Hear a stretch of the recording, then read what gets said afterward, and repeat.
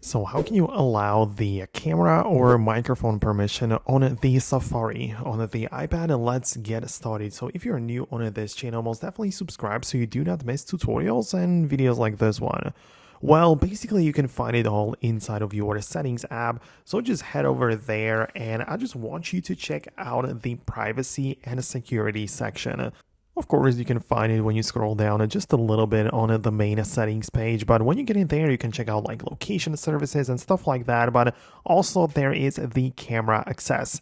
So you can get inside of the camera like this, and you should be able to find the Safari being part of the list. If you cannot see it right away, it's probably because you have never used it before on the iPad, right? So if there wasn't any like need for the camera access within a Safari, then it's not even going to be here. So you can just go and browse your websites as usual, and when the camera will be necessary, you'll get a pop-up decide, and you get to decide whether you want to allow it or not, right?